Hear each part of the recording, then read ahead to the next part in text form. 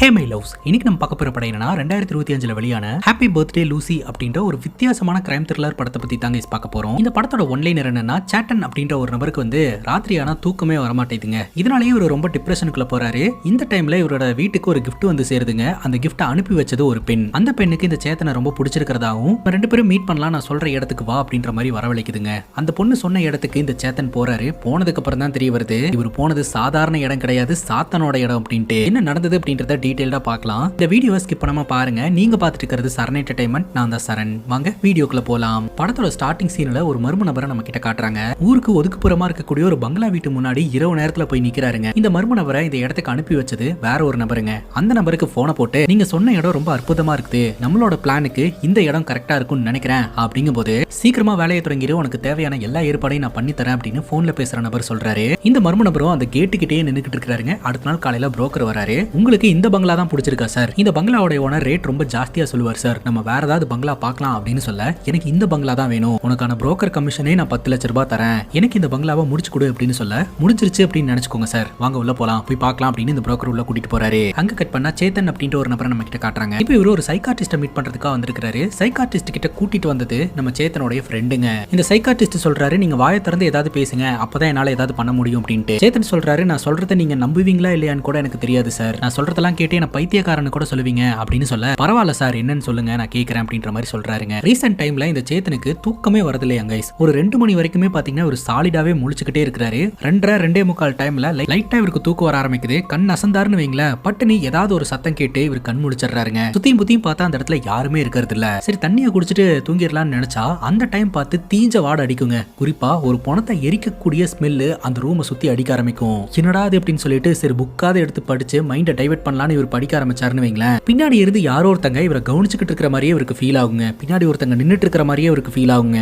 தினமும் இந்த மாதிரியே நடக்கிறதுனால இவர் ரொம்பவே டிப்ரெஷன்ல இருக்கிறதா சொல்றாருங்க. இந்த சைக்காட்ரிஸ்ட் கேட்கிறாரு, உங்களை பத்தியும் உங்களோட வேலையை பத்தியும் கொஞ்சம் சொல்லுங்க அப்படின்ட்டு. இந்த சேத்தன் வந்து மதுரையை சார்ந்தவருங்க. சினிமா வாய்ப்பு தேடி சென்னைக்கு வந்திருக்காருங்க. சேத்தனுடைய வீட்டுல நீ வேலைக்கு போன்னு பயங்கரமா பிரஷர் போட்டுட்டு இருக்காங்களா. ஆனா சேத்தன் எப்படியாவது சினிமால நடிக்கணும் அப்படின்னு சொல்லிட்டு சினிமா சான்ஸ் தேடி அலைஞ்சுக்கிட்டு இருக்காருங்க. இப்ப வேலைக்கும் போகாம சினிமா சான்ஸும் கிடைக்காம சும்மா இருக்கிறதா சொல்றாருங்க. சரி உங்க கூட யாராவது வந்திருக்காங்களா அப்படின்னு கேட்க, என் ஃப்ரெண்டு ஜெஃப்ரி வந்திருக்கான், அவன் தான் இந்த இடத்துக்கு கூட்டு வந்தான் அப்படின்ற மாதிரி சொல்ல, சரி நீங்க போங்க அவரை வர சொல்லுங்க அப்படின்னு சொல்லிட்டு சைக்காட்ரிஸ்ட் நம்ம சேத்தனுடைய ஃப்ரெண்டு கிட்ட பேசுறாருங்க. ஆக்சுவலா உங்க ஃப்ரெண்டுக்கு இருக்கக்கூடிய ப்ராப்ளம் வந்து ரொம்ப பெரிய ப்ராப்ளம்லாம் கிடையாது, அதே சமயம் இது சின்ன ப்ராப்ளமும் கிடையாது. உங்க ஃப்ரெண்டு வந்து ஹாலுசினேட் பண்ணிட்டு இருக்காரு, இல்லாத விஷயத்தை இருக்கிறதா திங்க் பண்ணிட்டு இருக்காரு. இது ஸ்டேஜ் 1 தான். இதை நம்ம கியூர் பண்ணல அப்படின்னா ஸ்டேஜ் 2ல இவருக்கு சூசைடிக்கல் டெண்டன்ஸ் எல்லாம் வர ஆரம்பிச்சிடும். இதே ஸ்டேஜ் 3 போச்சுன்னா இவர் மனநல பாதிக்கப்பட்டவர் ஆயிருவாரு. இப்போ இவனை சரி பண்றதுக்கு என்ன டாக்டர் பண்றது அப்படின்னு கேட்கும்போது, ஃபர்ஸ்ட் ஆஃப் ஆல் அவர் தூக்கமே இல்லாம இருந்துட்டு இருக்காரு. நல்லா தூங்குறதுக்காக தூக்க மாத்திரை வந்து நான் பிரிஸ்கிரைப் பண்றேன். அது மட்டும் இல்லாம அவர் நல்லா சாப்பிட்டு கொஞ்சம் நிம்மதியா இருக்கணும், அப்பதான் இது கொஞ்சம் கொஞ்சமா குறையும் அப்படின்ற மாதிரி டாக்டர் சொல்றாருங்க. இப்போ இவங்க 2 பேரும் வீட்டுக்கு கிளம்பி போறாங்க.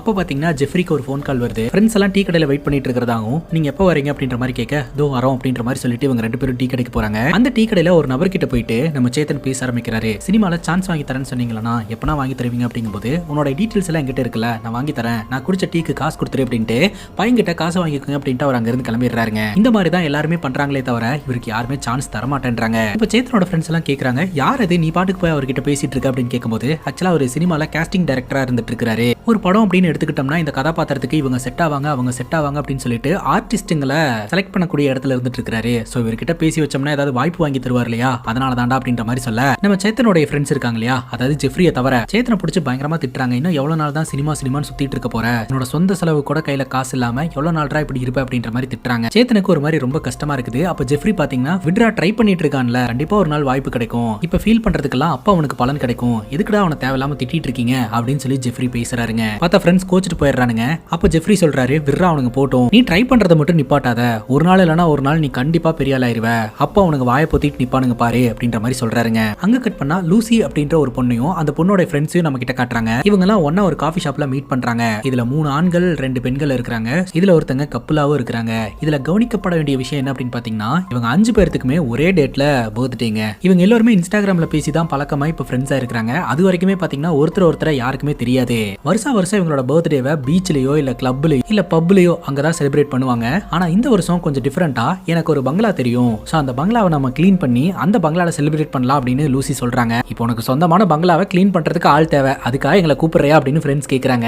இந்த குரூப்ல இருக்கக்கூடிய பொண்ணு சொல்றா, எனக்கு என்னவோ இது நல்ல ஐடியாவா தான் தோணுது, பெட்டர் பிளான் உங்ககிட்ட ஏதாவது இருக்கா அப்படின்னு கேட்க பசங்க கிட்ட எந்த பிளானுமே இல்ல. அதனால லூசி சொன்ன மாதிரி இந்த வருஷம் பர்த்டேவை அந்த பங்களால போயிட்டு செலிப்ரேட் பண்ணலாம்னு முடிவெடுக்கிறாங்க. அதுக்கப்புறம் இவங்க எல்லாருமே அந்த பங்களாக்கு போறாங்க. அந்த பங்களா வேற எந்த பங்களாவும் இல்லங்க, படத்தோட ஸ்டார்டிங் சீன்ல ஒரு மர்ம நபர் வாங்கணும்னு சொல்லிட்டு இருந்தாரே அதே பங்களா தான். அந்த பங்களா குப்பையும் தூசியுமா இருந்துகிட்டு இருக்கு. இவங்க எல்லாருமே பாத்தீங்கன்னா கிளீன் பண்ண ஆரம்பிக்கிறாங்க. கிளீன் பண்றன்ற பேர்ல அப்படியே ஃபன் பண்ணிட்டு ஜாலியா என்ஜாய் பண்றாங்க. அதுக்கப்புறம் இவங்க எல்லாருமே பாத்தீங்கன்னா ஒரு கேக் வாங்கி அதை கட் பண்ணி பர்த்டேவையும் செலிப்ரேட் பண்றாங்க. அப்ப லூசி பாத்தீங்கன்னா இந்த வருஷம் உங்க எல்லாருக்குமே நான் ஒரு சர்ப்ரைஸ் வச்சிருக்கேன் அப்படின்ற மாதிரி சொல்றாங்க. சர்ப்ரைஸா, என்ன சர்ப்ரைஸ் அப்படின்னு எல்லாரும் கேட்க அதை நாளைக்கு சொல்றேன் அப்படின்ற மாதிரி லூசி சொல்லிடுறாங்க. அதுக்கப்புறம் எல்லாருமே இந்த வீட்ல செட்டில் ஆயிடுறாங்க. நல்லா என்ஜாய் பண்ணிட்டு ராத்திரி தூங்க ஆரம்பிக்கிறாங்க. நடு ராத்திரியில ஒருத்தருக்கு மட்டும் இருமல் வர ஆரம்பிக்குதுங்க. சரின்னு தண்ணி குடிக்கலான்னு பார்த்தா வாட்டர் பாட்டில தண்ணி இல்ல. தண்ணி எடுக்கலாம் அப்படின்னு சொல்லிட்டு ஒரு மாடியில இருந்து கீழே இறங்கி வராரு. தண்ணியை குடிக்கிறதுக்காக லைட்டை போடுறாருங்க. அப்போ அந்த இடத்துல எதையோ பார்த்து பயங்கரமா ஷாக்கா வராருங்க. அங்க கட் பண்ணா நம்ம சேத்தனை காட்டுறாங்க. இவரு மட்டும் தாங்க அவரோட வீட்ல ஸ்டே பண்ணிருக்காரு. வழக்கம் போல இவருக்கு தூக்கமே வர மாட்டேங்குது. அதனால என்ன பண்றாருன்னா புக் படிக்க ஆரம்பிக்கிறாரு. அப்படி புக் படிச்சுக்கிட்டு இருக்கும்போது நடு ராத்திரியில காலிங் பெல் அடிக்கிற சத்தம் கேக்குதுங்க. இவர் ஒரு செகண்ட் மிரண்டு போயிடுறாரு. போதும் போல இவர் சுத்தி அமானுஷமான ஆக்டிவிட்டி எல்லாம் நடக்கும் இல்லையா, அந்த மாதிரி தான் ஏதோ ஒன்று நடக்குது போல அப்படின்னு சொல்லிட்டு யோசனை பண்றாரு. சரி காலிங் பெல் அடிச்சிருச்சு, நம்ம டோர் ஓபன் பண்ணி பாத்திரலாம் அப்படின்னு சொல்லிட்டு இவர் போய் டோர் ஓபன் பண்ணி பார்த்தா வீட்டுக்கு வெளியில ஒரு பாக்ஸ் இருக்கும். அது ஒரு கிஃப்ட் பாக்ஸ் மாதிரி ராப் பண்ணிருப்பாங்க. அந்த ஒரு பாக்ஸை பயத்தோடையும் பதற்றத்தோடையும் ஒரு ஓபன் பண்றாருங்க. ஓபன் பண்ணி பார்த்தா உள்ள ட்ரெஸ், வாட்ச், பெல்ட், அது போக கொஞ்சம் பணம், ஷூ இதெல்லாமே இருக்குங்க. ஒரு பையனோட பர்த்டேக்கு அந்த பையனோட கேர்ள் ஃப்ரெண்டு என்ன மாதிரியான கிஃப்ட்ஸ் எல்லாம் கொடுப்பாங்களோ அந்த மாதிரியான கிஃப்ட்ஸ் எல்லாத்தையுமே கொடுத்து வச்சிருக்காங்க. ஆக்சுவலா லூசியும் லூசியோட ஃப்ரெண்ட்ஸும் பர்த்டேவை கொண்டாடினாங்க இல்லையா, சோ அதே டைம்ல தான் நம்ம சேத்தனுக்கும் பர்த்டேங்க. பட் நம்ம சேத்தனுக்கு இந்த கிஃப்ட்டை யார் அனுப்புனாங்கன்னு தெரியல. பார்த்தா அந்த பாக்ஸ்குள்ளேயே ஒரு லெட்டர் இருக்குதுங்க.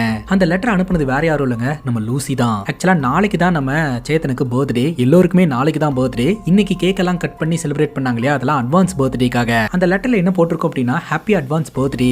அந்த பாக்ஸ்ல நான் பணம் வச்சிருக்கேன், அந்த பணத்தை வச்சு நீ உன்னோட ஃப்ரெண்ட்ஸ்க்கு ட்ரீட் கொடு. நான் உள்ள பணத்தை வச்சிருக்கேன் அப்படின்னு சொல்லிட்டு என் மேல நீ கோச்சுக்காத. அது மட்டும் இல்லாம நான் யாருன்னு தெரிஞ்சுக்கணும்ன்ற கியூரியாசிட்டி உனக்கு இருக்கும். அதுல இருக்கிற பணத்தை வச்சு ஃப்ரெண்ட்ஸ்க்கு பார்ட்டி கொடுத்துட்டு ஃப்ரெண்ட்ஸ் கூட நல்லா டைம் ஸ்பெண்ட் பண்ணிட்டு நாளைக்கு ராத்திரி 12 மணிக்குள்ள நான் சொல்ற இடத்துக்கு நீ வா, அங்க வச்சு நம்ம மீட் பண்ணலாம், அங்க வச்சு உன்னோட பர்த்டேவை செலிப்ரேட் பண்ணலாம் அப்படின்னு சொல்லிட்டு காதல் மேனர்ல அவங்க எழுதியிருப்பாங்க. சேத்தனை பொறுத்த வரைக்கும் நம்ம மேல ஒரு பொண்ணு இன்ட்ரெஸ்ட் காட்டியிருக்கா. ஸோ அந்த பொண்ணு நம்ம பர்த்டேக்காக இந்த ட்ரெஸ் எல்லாம் அனுப்பி வச்சிருக்கா. ஏன்னா நம்ம கிட்ட தான் பணம் இல்லையே, அதே சமயம் பார்ட்டி கொடுக்கறதுக்கும் பணம் இல்லைன்னு சொல்லிட்டு தான் நம்ம ஃப்ரெண்ட்ஸ்க்கு ஃபர்ஸ்ட் பார்ட்டி வச்சுட்டு அவ கூட டைம் ஸ்பெண்ட் பண்றதுக்காக வர சொல்லியிருக்கா அப்படின்னு நினைக்கிறாருங்க. சேத்தன் என்ன பண்றாருன்னா இந்த பணத்தை எடுத்துட்டு அடுத்த நாள் தன்னோட ஃப்ரெண்ட்ஸை மீட் பண்றதுக்காக போறாருங்க. இன்னைக்கு என்னோட பார்ட்டி தான், எல்லாத்துக்கும் நான் தான் காசு தர போறேன் அப்படின்ற மாதிரி சொல்றாரு. சேத்தனே வேலை வெட்டிக்கு போகாதனால இவர்கிட்ட காசே இருக்காது, ஃப்ரெண்ட்ஸ் தான் செலவு பண்ணிட்டு இருப்பாங்க. அதனால தான் பாத்தீங்கன்னா ஃப்ரெண்ட்ஸ் பயங்கரமா கோவப்படுவாங்க, பொறுப்பாருடா இப்படி இருக்காது அப்படின்ட்டு. இப்போ இவர் செலவு பண்றேன்னு சொல்லும்போது எப்படிரா ஏதுரா அந்த பணம் அப்படின்ற மாதிரி கேட்க, அப்ப இவர் சொல்லுவாரு, இந்த மாதிரி நான் புதுசா ஒரு படத்துல கமிட் ஆயிருக்கேன், சோ அதுக்கு அட்வான்ஸ் கொடுத்தாங்க, சோ அதை வச்சுதான் உங்களுக்கு பார்ட்டி கொடுக்குறேன் அப்படின்ட்டு. ஃப்ரெண்ட்ஸும் ரொம்ப சந்தோஷப்படுறாங்க. சரின்னு சொல்லிட்டு இவங்க எல்லாருமே காஃபி ஷாப்புக்கு போறாங்க. அப்போ நம்ம ஹீரோட ஃப்ரெண்ட் ஜெஃப்ரி இருக்கிறார் இல்லையா, நீ எல்லாம் உனக்கு காசு தர வேணாண்டா, நீ படத்துல கமிட் ஆயிருக்கல, இந்த பார்ட்டி என்னோட பார்ட்டி, நான் தரேன் பார்ட்டி அப்படின்ற மாதிரி அவர் செலவு பண்றாரு. அதுக்கப்புறம் சேத்தனும் ஜெஃப்ரியும் மட்டும் மீட் பண்றாங்க. நான் உங்ககிட்ட ஒரு உண்மையை சொல்லணும்டா அப்படிங்கும் போது, சொல்லுங்க ஹீரோ சார் அப்படின்னு கேட்க, ஆக்சுவலா நான் படத்துல கமிட் ஆனதுக்கெல்லாம் இந்த பணம் எனக்கு கிடைக்கல, ஆக்சுவலா என்ன ஒரு பொண்ணு விரும்புறா, அந்த பொண்ணு என்னோட பர்த்டேக்காக அனுப்பி வச்ச கிஃப்ட் தான் இது. இவ்வளவு நாள் ரொம்ப டிப்ரெஷன்ல இருந்தேன்ல, இப்ப எனக்காக ஒரு ஜீவன் இருக்கு அப்படின்னு நினைக்கும் போது ரொம்ப சந்தோஷமா இருக்குடா. கூடி சீக்கிரம் நான் இந்த டிப்ரெஷன்ல இருந்து வெளியில வந்துருவோம் போல. மீட் பண்றதுக்காக ஒரு லொகேஷன் அனுப்பி இருக்கா, அந்த லொகேஷன்ல போய் நான் அவளை மீட் பண்ணலாம்னு இருக்கிறேன் அப்படின்னு சொல்ல ஜெஃப்ரியும் ரொம்ப சந்தோஷப்படுறாருங்க. லூசி அனுப்பி வச்ச ட்ரெஸ் அண்ட் ஆக்சசரிஸ் எல்லாத்தையுமே போட்டுக்கிட்டு லூசி சொன்ன அட்ரஸ்க்கு ஒரு டிராவல் பண்ண ஆரம்பிக்கிறாருங்க. அங்க கட் பண்ணா லூசி தன்னோட ஃப்ரெண்ட்ஸோட அந்த பங்களால ஜாலியா என்ஜாய் பண்ணிக்கிட்டு இருக்கா. அதுக்கப்புறம் ஃபோன் பண்ணி நீ எங்க இருக்க அப்படின்ற மாதிரி கேட்க, இதோ கிளம்பிட்டேன் வந்துகிட்டு இருக்கேன் அப்படின்ற மாதிரி சொல்ல, சரி வா அப்படின்ற மாதிரி லூசி சொல்றாங்க. கொஞ்ச நேரத்திலேயே பாத்தீங்கன்னா சொன்ன அட்ரஸ்க்கு நம்ம சேத்தன் போய் சேர்ந்துடுறாரு. நான் கேட்டுக்கு வெளியில தான் நின்னுட்டு இருக்கேன் அப்படிங்கும் போது இதோ வரேன் அப்படின்னு சொல்லிட்டு லூசியே வெளியில போயிட்டு நம்ம சேத்தனை உள்ள கூட்டிட்டு வராங்க. நான் உங்க கிட்ட எல்லாம் மென்ஷன் பண்ணியிருந்தேன்ல, உங்க எல்லாருக்குமே ஒரு சர்ப்ரைஸ் இருக்குன்னு சொல்லிட்டு, அந்த சர்ப்ரைஸ் இதுதான். இவர் பேர் சேத்தன், இனிமேல் இவரும் நம்ம கூட தான் இருக்க போறாரு. சோ இவருக்கும் நம்ம டேட்ல ஏதான் பர்த்டே அப்படின்ற மாதிரி சொல்ல, ஏ சூப்பர்ப்பா இதுதான் உன்னோட பாய் ஃப்ரெண்டா அப்படின்னு எல்லாருமே கிண்டல் பண்றாங்க. சரி நாங்க ரெண்டு பேரும் ஒரு 5 நிமிஷம் தனியா போய் பேசிட்டு வந்துடுறோம் அப்படின்னு சொல்லிட்டு ரெண்டு பேரும் வீட்டுக்குள்ள போறாங்க. இவங்க ரெண்டு பேரும் பேசிக்கிட்டே வீட்டுக்குள்ள போகும்போது சேத்தன் பாத்தீங்கன்னா அந்த வீட்டை பாக்குறாரு. வீடெல்லாம் ரொம்ப சூப்பரா இருக்கு அப்படின்ற மாதிரி சொல்ல, பார்த்தா ஒரு ரூம்குள்ள லூசி பாத்தீங்கன்னா நம்ம சேத்தனை அனுப்பி வச்சுட்டு அவங்க வெளியவே நின்றுறாங்க. அந்த ரூமுக்குள்ள சில அமானுஷமான சடங்குகள்லாம் பண்றதுக்கான இடம் மாதிரி இருக்குதுங்க. அதை பார்த்ததும் சேத்தன் மிரண்டு போயிடுறாரு. சுத்தமா வெளிச்சமே இல்லைங்க, போன்ல டார்ச் அடிச்சுதான் சுத்தி புத்தி பாத்துக்கிட்டு இருக்காரு.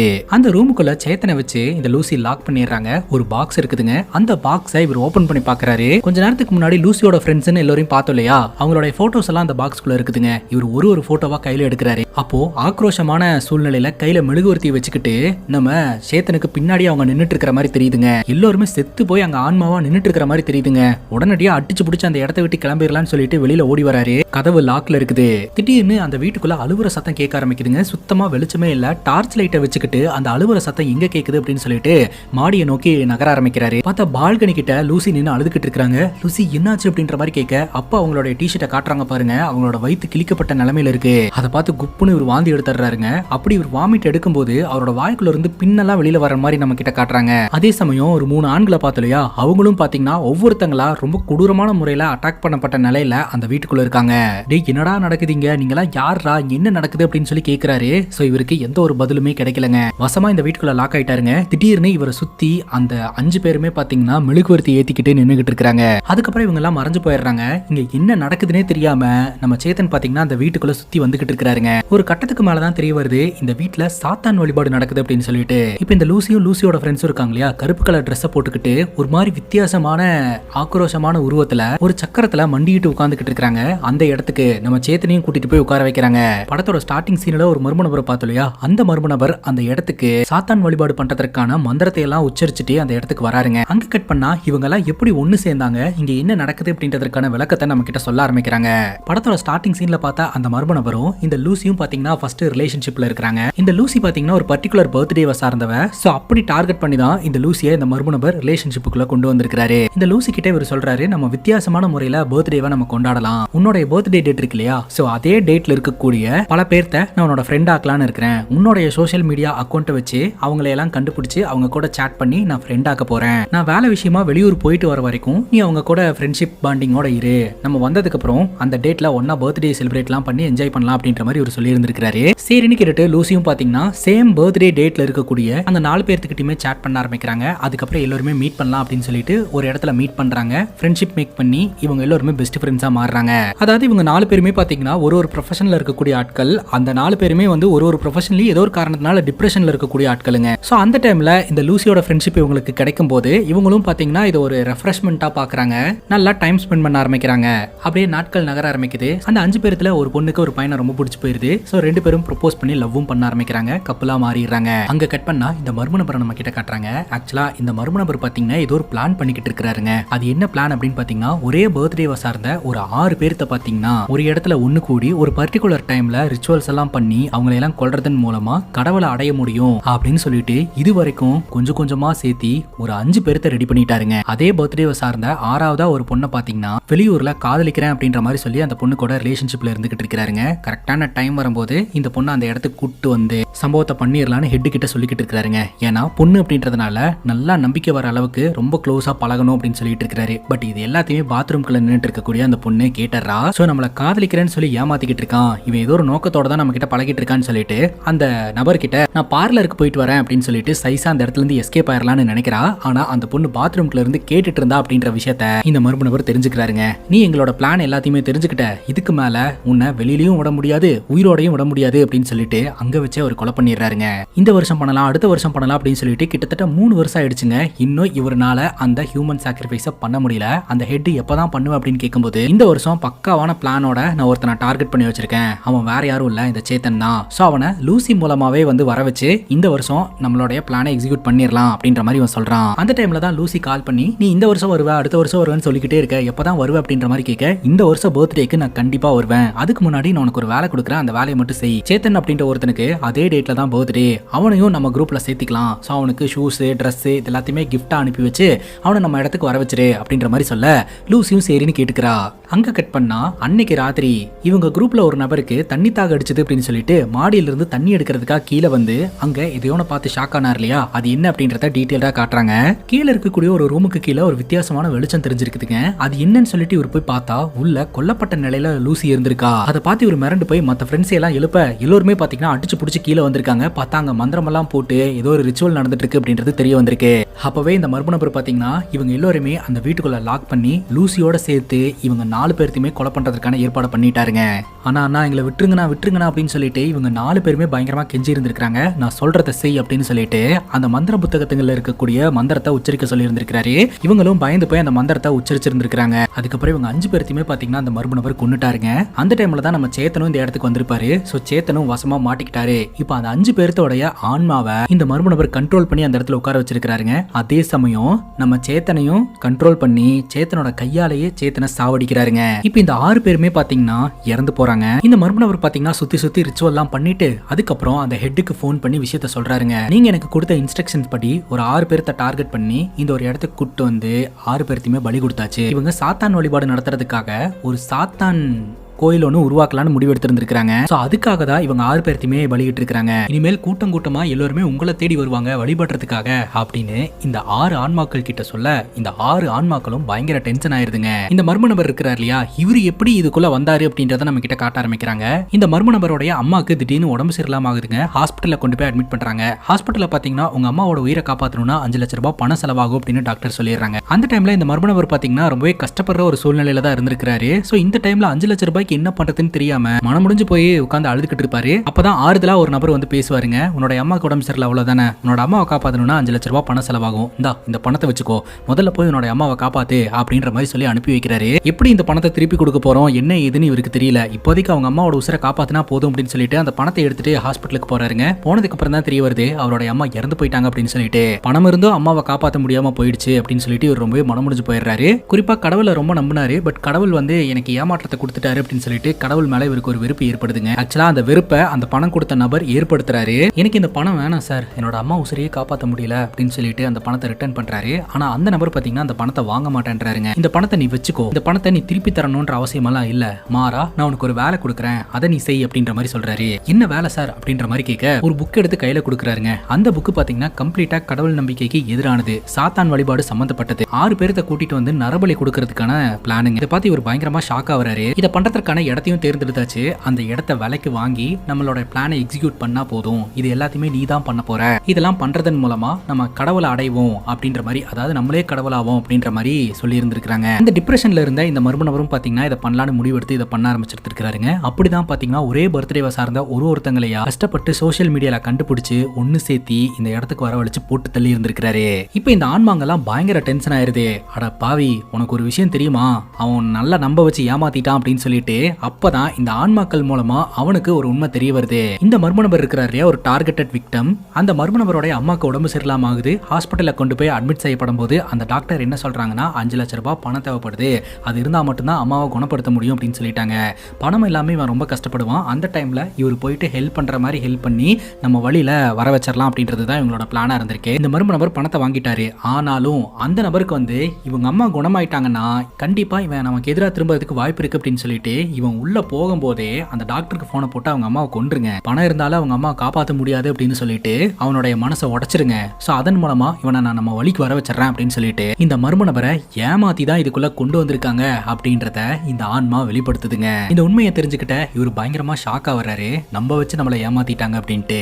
இந்த மர்ம நபர் என்ன பண்றாரு அப்படின்னா, உங்களை உருவாக்குனவங்களை விட உங்களுக்காக உயிரை கொடுக்கறவங்களை தான் உங்களுக்கு ரொம்ப பிடிக்கும்னு நான் கேள்விப்பட்டிருக்கேன், அதனால நான் உங்களுக்காக உயிரை கொடுக்குறேன், ஸோ நீங்க என்னோட உயிரை எடுத்துக்கலாம் அப்படின்னு சொல்லிட்டு அந்த சக்கரத்துக்கு நடுவில் போய் உட்காந்துடுறாருங்க. இந்த ஆன்மாக்கள்லாம் ஒன்று கூடி இவர் அட்டாக் பண்ண ஆரம்பிக்குது. இதோட இந்த படம் முடியுதுங்க. இந்த படத்தை பத்தி நீங்க என்ன நினைக்கிறீங்க அப்படின்னு உங்களோட கருத்தை கமெண்ட் செக்ஷன்ல சொல்லுங்க. இதே மாதிரி வேற எதனா படத்தை பத்தி பேசணும் அப்படின்னு நினைச்சாலும் படத்தோட பேரை கமெண்ட் செக்ஷன்ல சொல்லுங்க. இதே மாதிரி வேற ஒரு நல்ல வீடியோல வந்து சந்திக்கிறேன். Love you guys, take care and cheers.